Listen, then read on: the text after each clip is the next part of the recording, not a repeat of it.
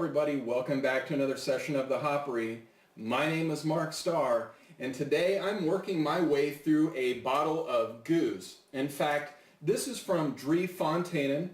They're out of Beersel, Belgium, and this is their Oude Gueuze. And you know, I've really been looking to get more Gueuze on the show. I think to date I've maybe had one or two. I really like the style. I'm really starting to appreciate them a lot more. You know, I didn't drink a whole lot of them in the summertime, but you know, now that we're really in the middle of winter, I find myself, you know, kind of looking for something not as big as Imperial Stouts or IPAs and things like that, but really more, you know, like Saisons, Gueuzes, Lambics, American Sours for that matter.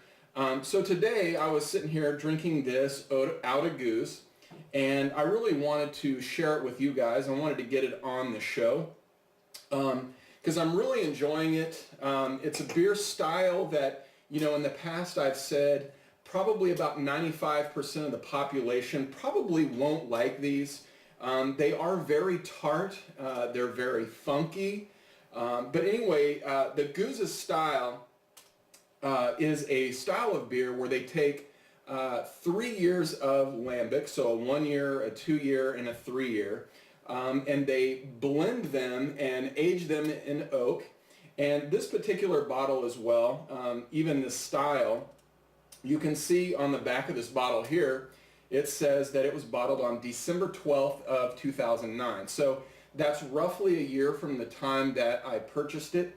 And that's really because they let these sit in the bottle for another year just to kind of condition a little bit further. It really helps the, you know, the blending take effect.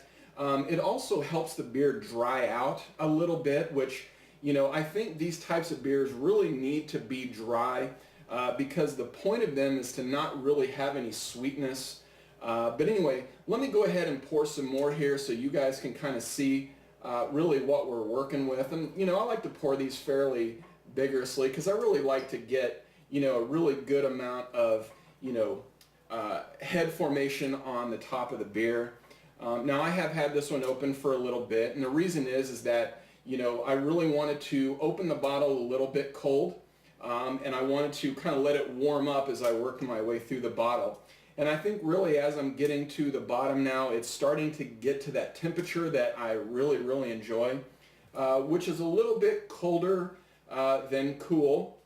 I wouldn't say that you would want to have it refrigerated cold, but taking a look at the color, you can see that it's got that really nice yellowish orange color. It is very hazy. There is no hop character in here, so I'm kind of, you know, interested to understand what's making it hazy. But anyway, it's got this nice off-white colored head that sticks around, you know, a pretty good amount of time. I can give it a little swirl and, you know, kind of build a little bit more on there, but it's an off-white color. You can see it dissipating as you look at it, but, you know, really very, very classic looking for this style. So let's smell it. So, you know, right off the front, you get this, you know, insane amount of lemon juice. And it's kind of mixed with a little bit of funkiness. There's also a little bit of, there's like this, you know, light burnt rubber smell. And I'm talking about when you know, after somebody peels out in their car, you know, and you can kind of smell that burnt rubber. It kind of has a really faint, you know, it kind of smells like that a little bit. And I mean that in a good way, but it's that funky character, the lemon character. There's a touch of spice. I don't get any hop character on there at all. But anyway, let's just go ahead and take a drink and see how it compares. So right off the bat, you really get that lemon character. You know, there's a touch of funk underneath, but it's really that lemon tartness that really attacks your palate. The funky character, you know, is really subdued in this beer. I'm surprised. It's not as funky as, say, maybe some of your Cantillons, maybe even some farmhouse ales, you know, that really kind of start to take on that horse blankety, funky character.